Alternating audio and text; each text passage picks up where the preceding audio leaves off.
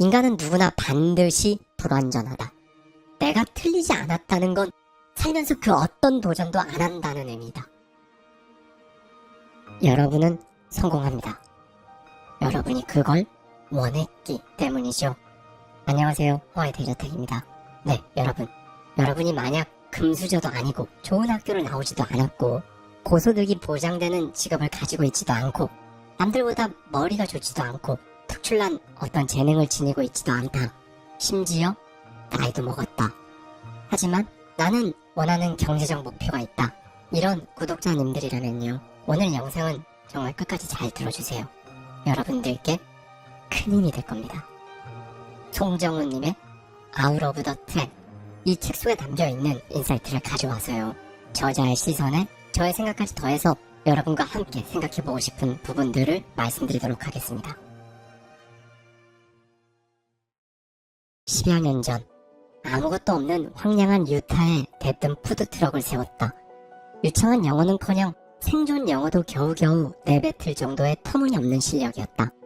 그때 나는 이미 30대 중반의 나이였고 전 재산은 1,500만 원이 전부였다. 나와 비슷한 처지였던 두 명의 동업자들과 함께 셋이서 트럭을 꾸미고 간판을 올렸다. 무슨 용기에서 이런 대담한 일을 벌였느냐고 묻는다면 일단 마음먹은 일은 뭐가 됐든 해봐야 직성이 풀리는 성격 탓이라고 대답하겠다. 실패라는 단어를 그다지 좋아하지는 않지만 만약 실패한다고 해도 다시 다른 방법을 찾으면 그만이라고 생각했다. 내가 벌인 일에 내가 실패했으니 누군가를 탓하거나 원망할 필요도 없었다. 그저 내가 조금 미숙했을 뿐이다. 첫 사업을 시작하고 나서 석 달 만에 겨우 7만 원을 벌었다. 아내와 함께 부족한 살림을 살면서 생활비를 걱정하던 그 시절이 마냥 매일같이 행복했다고는 하지 않겠다. 시간이 흘러 어느덧 컵밥은 미국 내 60여 개의 매장을 갖췄다. 인도네시아에서는 200여 개의 매장을 오픈했고 두바이와 파트너 계약도 마쳤다. 10년 전에는 눈앞에 놓인 장애물을 하나씩 부수면서 내실을 다졌다면 지금은 눈앞에 산보다 더 큰 산이 온다고 해도 쓰러지지 않을 자신이 있다는 신념으로 살아간다. 여러 강연이나 인터뷰에서도 언급했지만 나는 한국 사회에서 주류보다는 비주류에 가까웠다. 고등학교 성적표를 보면 죄다 가뿐이다. 내 어머니는 이런 나와 자신의 아이가 놀지 못하게 해달라는 학부모들의 전화를 받아야 했다. 하지만 우리 부모님도 나도 단 한 번도 내가 못났거나 문제아라고 생각해 본 적이 없다. 우리는 그랬지만 주변에서 늘 넌 안 돼, 잘못됐어 라는 말을 듣다 보니 어느 순간 정말 나는 문제아이고 안 될 사람인가 하고 고민해 본 적은 있다. 좁은 틀을 깨고 좀 더 넓은 세상으로 가보고 싶어 결정한 미국행이었지만 모두 나처럼 미국으로 가라거나 푸드트럭 장사를 하라고 권하지는 않는다. 이런 나도 했으니 당신도 할 수 있다는 말도 식상하다. 하지만 지금 자신이 속한 상황이 전부라고 지레짐작하고 포기하지는 않았으면 좋겠다. 분명 어딘가에 더 크고 깊고 아름다운 세상이 있다는 것을 보여주고 싶다. 나에게 그곳은 유타였다. 당신도 당신만의 세상을 반드시 찾길 바란다. 적어도 나에게는 타고난 금수저가 아니라거나 명문대학교를 졸업하지 못했다거나 대기업 출신이 아니라는 자기 변명은 통하지 않는다. 나는 앞서 말한 그 어느 조건에도 속하지 않기 때문이다. 그래서 내가 불행하냐고 묻는다면 전혀 아니다. 오히려 그 덕분에 지금의 내가 있었다. 빠른 추진력의 비밀은 도대체 무엇일까? 가끔씩 어떻게 하면 그렇게 빠르고 강단 있게 선택하고 결정을 내릴 수 있느냐는 질문을 받는다. 그리고 실패가 두렵지 않은지에 관한 질문이 이어진다. 나도 당연히 실패가 두렵다. 실패라고 생각하면 본능적으로 두렵기 때문에 누구나 주저하고 머뭇거리게 된다. 그래서 나는 실패라는 단어를 입에 잘 내지 않는다. 내가 추진력이 있는 것은 용기가 있어서가 아니다. 내 인생을 대하는 자세와 깊은 관련이 있다. 모든 사람에게 해당하는 것은 아니겠지만 한국과 미국에서의 삶을 비교해보자면 특히 한국 사람들은 완벽에 대한 강박적인 자세를 갖고 있는 듯하다. 스포츠를 배우겠다고 다짐하면 일단 책이나 유튜브 등에서 미리 이론을 싹 숙지한다. 그러고는 본격적으로 시작하기도 전에 장비부터 완벽하게 갖춘 뒤 한 달 배우고 끝나는 경우가 많다. 내 경우를 예로 들어보자면 스노보드를 배우기로 결심했을 때 내게는 전용 방한복도 따로 없었다. 물론 근사하게 장비를 갖추면 더 좋았겠지만 스노보드와 장갑만 있으면 스노보드를 타는데 아무 문제가 없으니 무작정 어딘가 올라가 일단 타보기 시작했다. 제대로 배우지 않았으니 당연히 여러 번 넘어졌지만 다시 올라가서 또 그냥 타보기를 반복했다. 그렇게 스노보드 타기가 익숙해질 때쯤엔 나만의 기술과 적당한 페이스가 만들어졌다. 일단 해보자던 작은 도전에서 얻은 그 짜릿함으로 인해 스노보드는 젊은 날 내가 가장 사랑하는 스포츠가 되었다. 나는 무언가를 배우고 싶거나 하고 싶을 때면 남들이 보기에 무식하게 느껴질 정도로 일단 해본다. 그렇다고 완벽주의나 미리 준비하는 자세를 폄하하는 것은 아니다. 하지만 준비가 될 때까지 한없이 기다리기만 하다가 정말 중요한 순간을 놓치는 경우를 너무나 많이 봐왔다. 하루하루가 지날 때마다 하지 말아야 할 이유들이 자꾸만 생겨나기 때문이다. 나 역시 한식 푸드트럭을 열겠다는 다짐을 하고 나서 완벽하게 준비하겠다는 명분으로 차일피일 지냈다면 영영 사업을 시작하지 못했을지도 모른다. 도대체 완벽이라는 기준은 누가 어디서 세워주는 걸까? 다시 돌아와 이야기하자면 내 추진력의 비밀은 다른 사람들에 의해 좌지우지되는 것이 아니라 내가 직접 하기 때문에 실패도 성공도 모두 내 탓 혹은 내 덕분이라는 나의 삶의 태도였다. 나는 내가 불완전한 인간임을 늘 명심하면서 완벽하고 싶다는 욕심을 내려놓는다. 그리고 느리고 다소 미숙하더라도 한 발 한 발 나아가는 것이다. 그렇게 그냥 걸어가다 보면 어느 순간에 보이는 것이 있다. 그리고 결국 내가 원하는 지점에 도달할 수 있었다. 아무리 노력해도 실수가 없을 수는 없다. 당연히 결과가 늘 좋을 수도 없다.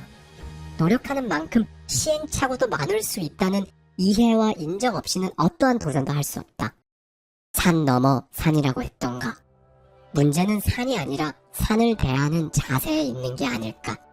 최선을 다하고 있는데도 마음과 같지 않게 일이 엇나갈 때는 마냥 속상해하거나 슬퍼하지 말고 어차피 넘어야 할 산이라면 이걸 어떻게 잘 넘어볼까? 여기서 배울 점은 뭐지? 이것을 항상 치열하게 고민했다.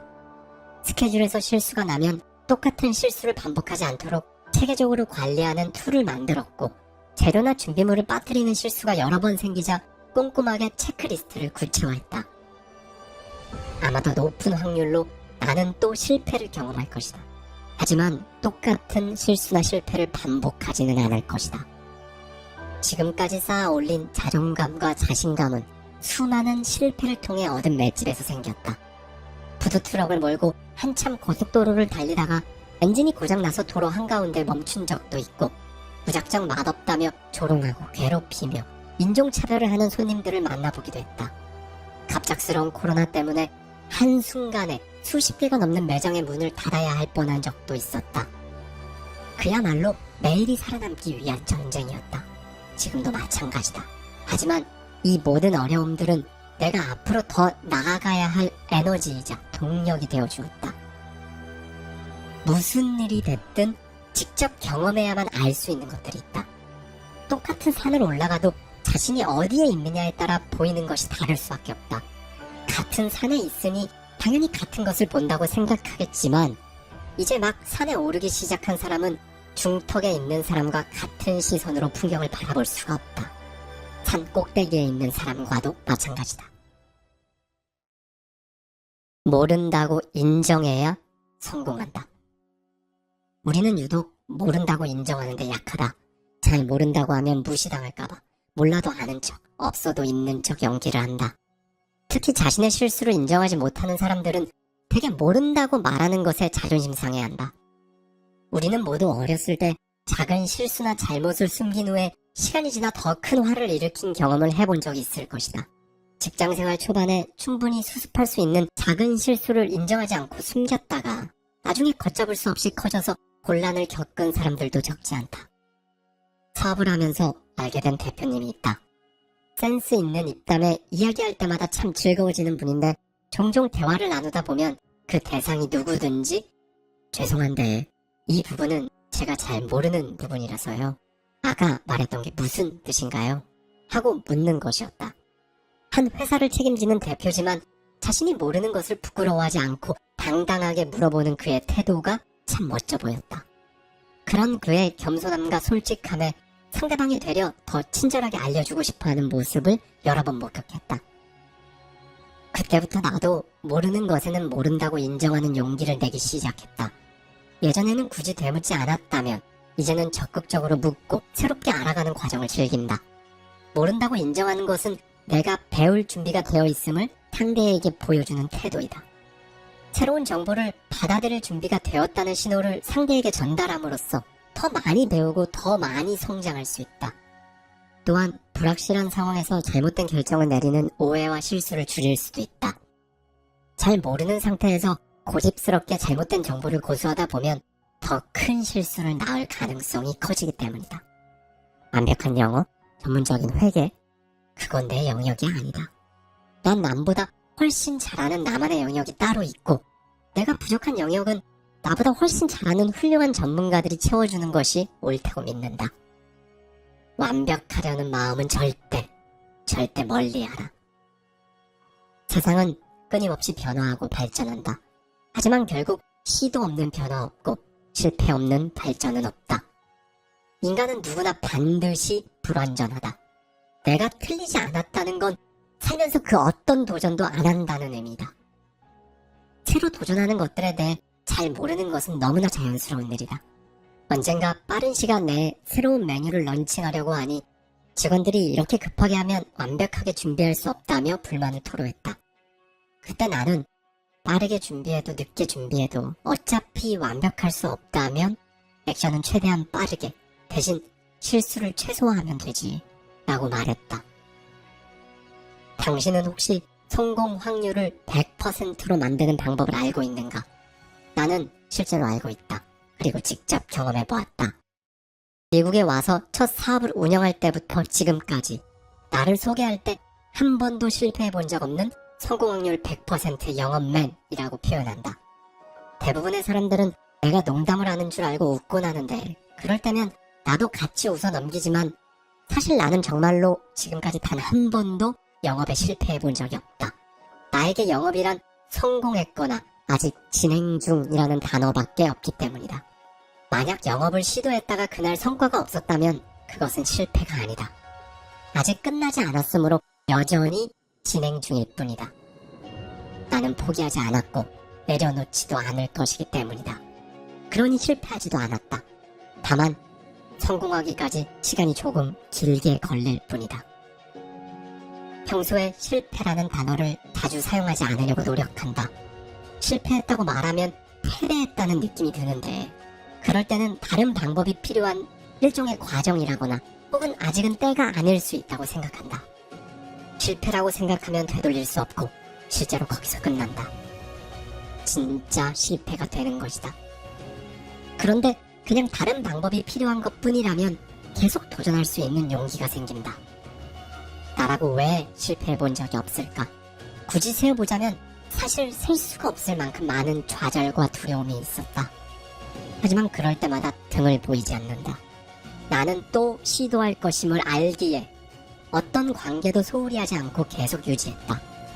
정말 놀랍게도 포기하지 않고 있으면 나를 거절했던 상대방에게서 먼저 비즈니스 메일과 전화가 왔다. 내게 실패란 이게 안 돼? 그럼 더 뛰어야겠네 하고 정체되어 있던 나를 움직이게 하는 촉진제와 같다. 거짓말 같은가? 그럼 이렇게 말하면 어떨까? 나는 남들이 안 된다며 포기하라고 말했던 일을 해낸 순간 가장 큰 짜릿함을 느낀다. 그냥 하면 진짜 될까? 된다. 컵밥을 운영할 때도 아이들을 양육할 때도 내가 일관적으로 보인 태도는 그냥 하는 자세다. 준비가 됐다면 지체하지 않고 일단 시작부터 하고 본다. 생각만 했을 때는 만나지 못했던 기회를 직접 움직였을 때 맞닥뜨리는 경우가 많다. 우리는 언제나 불완전하다. 완벽하라는 욕심을 내려놓고 한 발 한 발 나아가는 것에 의미가 숨어있다. 컵밥을 운영하면서 가장 즐거웠던 기억을 떠올려보면 매출이 가장 높았을 때도 아니고 매장이 기하급수적으로 늘었을 때도 아니었다. 낡은 푸드트럭을 타고 직원들과 소리를 고래고래 지르며 노래하며 컵밥을 그냥 팔 때였다. 매출이 많지도 않았고 고된 노동으로 매일 파김치가 되어 집에 들어왔지만 그 시절은 가장 순수하게 일에 대한 열정으로 그냥 하던 바로 그때였다. 결국 컵밥이 이렇게 성공할 수 있었던 것은 준비한 후 지체 없이 온갖 리스크에 대한 대응 방안 없이 일단 그냥 했기 때문이었다. 처음에 유타에서 컵밥을 팔겠다고 했을 때 10명 중 9명이 안 될 거라고 말했다. 분명히 망할 거라면서 말리는 사람들만 있었다. 그런데 나는 나를 믿었다. 반드시 통할 아이템이라는 것도 확신했다. 컵밥이 점차 성공의 궤도에 들어서자 처음에는 안 될 게 뻔한데 왜 사서 고생을 하냐고 혀를 차던 사람들도 태도가 달라졌다. 자기도 언젠가 하려고 생각했었던 아이템이라면서 말이다. 너무나 당연한 말이지만 생각은 누구나 할 수 있다. 생각이 곧 인생이 되지는 않지만 생각에서 더 나아간 행동은 인생이 된다. 아스팔트를 뚫고 자란 잡초같이 살아라. 평소에 아이들에게 늘 하는 말이 있다. 밥 잘 먹고 싹수만 있으면 된다. 아내는 내가 그런 말을 할 때마다 눈을 흘기지만 내가 진심으로 아이들에게 바라는 것은 몸과 마음의 건강뿐이다. 한국도 그렇지만 미국에서도 성적 때문에 극단적인 선택을 하거나 부모와 단절되어 마음의 문을 닫아버리는 아이들이 적지 않다. 공부는 아이의 수많은 방향 중 하나일 뿐인데 공부를 못하면 마치 아이의 인생 자체가 실패한 것처럼 낙담하는 부모들을 보면 안타깝고 속상하다. 그들의 마음을 이해하지 못하는 것은 아니지만 아이들의 인생에서 가장 중요한 것은 행복하게 살기 위한 방법을 배우는 것이라고 믿는다. 나는 내 아이가 대학교를 안 가거나 혹은 고등학교를 졸업하지 않아도 진심으로 괜찮다. 행복의 척도가 공부였다면 난 세상에서 가장 행복하지 않은 사람 중 한 명이어야 하는데 꼴찌에 가깝던 고등학교 시절도 그렇고 내일 모레면 50살에 가까워지는 지금도 내 삶은 열정과 설렘으로 가득하기 때문이다. 그 삶의 중심엔 공부가 아닌 행복하고 건강한 경험들이 있었다. 지금의 나를 이루고 있는 건 초등학교 받아쓰기 만점과 같은 성적 중심이 아닌 어릴 적 시골에서 물놀이를 하던 부모님과의 추억, 고등학교 3학년 때 학교를 빼먹고 친구들과 바닷가에 가서 놀았던 즐거운 기억, 혹은 길거리에서 주운 만원짜리 지폐 가득하던 지갑을 경찰서에 가져다 주었던 정직함, 식당에서 손님들을 웃게 하던 내 스스로에 대한 자신감 같은 것들이다. 내 딸 아이가 6학년 2학기에 A+ 성적을 받은 과목은 잊어버려도 친구에게 서프라이즈 이벤트를 해주려고 같이 쇼핑하고 왕복 1시간을 운전해준 아빠에 대한 감사함은 기억나지 않을까. 학교에서 공부를 하다 스트레스를 받았던 날, 학교와 음식점에서 맛있는 음식을 포장해 아이와 함께 공원에서 좋아하는 노래를 듣던 추억도 마찬가지다. 적어도 내겐 성적보다 이러한 행복한 기억들이야말로 내 삶의 중심이 되고 다시 일어설 힘이 되었다. 그래서 한창 자라는 내 자녀들에게 오래도록 간직될 수 있는 행복한 기억을 많이 남겨주고 싶다. 세계 1등 자산가가 과연 행복으로도 1등일까? 소위 말하는 명문대학교, 대기업이라는 프레임을 갖고 있다고 더 행복할까? 그런 사람들보다도 자기 자신을 사랑하는 방법을 알고 내가 지니고 있는 능력이 무엇인지를 알고 있는 사람이 행복한 경우를 훨씬 많이 봤다. 사람들이 정해놓은 틀 안에 포함되지 않더라도 실패자나 패배자라고 느끼지 않았으면 좋겠다. 알을 깨고 몸을 밖으로 나와보기를 바란다. 언젠가 길을 걷다가 아스팔트를 뚫고 자란 잡초가 눈에 들어왔다. 좁은 틈을 비집고 싹을 틔우느라 예쁘게 자라지는 못했지만 마치 나 여기 있어 하며 자신의 존재를 알리려는 듯 당당히 초록빛을 뽐내고 있었다. 그 모습에서 패기와 투지가 느껴졌다. 편한 곳을 놔두고 굳이 아스팔트 속에서 뿌리를 내린 것이 꼭 내 인생 같다. 괜스레 눈물이 났다. 아마 그때 내 삶은 앞이 보이지 않았기에 그날따라 그 잡초가 유독 눈에 들어왔던 건지도 모르겠다. 누구 하나 잘 될 거라고 응원해주기보다 안 될 거라고 손가락질부터 했던 나의 시작은 작고 초라했다. 나는 멀리 돌고 돌아 지금 이곳에 와 있다. 앞으로도 나의 여정은 고단하고 힘들겠지만 다시 선택하라고 해도 나는 100번이든 1000번이든 온실 속의 화초보다는 어디에서든 살아남을 의지와 투지를 가진 잡초의 삶을 고르겠다. 따뜻한 곳에서 보호받으며 사는 화초는 아무리 봐도 나와 닮지 않았다. 완벽과 거리가 먼 환경에서도 살아남을 수 있는 정의로운 잡초가 역시 더 끌린다. 두려움을 느낀다는 것은 내가 성장하고 있다는 신호다. 아스팔트를 뚫고 자란 잡초는 앞으로도 수많은 역경을 겪을 것이다. 사방에 뜨겁고 딱딱한 벽돌을 동반자 삼아 어떻게든 이 삶을 살아내야 한다. 하지만 지금까지 내가 그래왔듯 나와 꼭 닮은 이 잡초는 꿋꿋하게 잘 버텨낼 것이다. 당신 생에서 완벽한 준비를 갖출 수 있는 때는 없다. 최소한의 움직임을 위한 준비를 마쳤다면 이제 나아가라. 그리고 그때그때 부족한 것들을 보충해 나아가면 된다. 온실은 없다. 당신을 둘러싸고 있는 사방의 뜨겁고 딱딱한 벽돌들, 그 벽돌을 당신의 동반자로 삼고 당신의 길을 기쁘게 가라. 감사합니다. 지금까지 하와이 대저택이었습니다.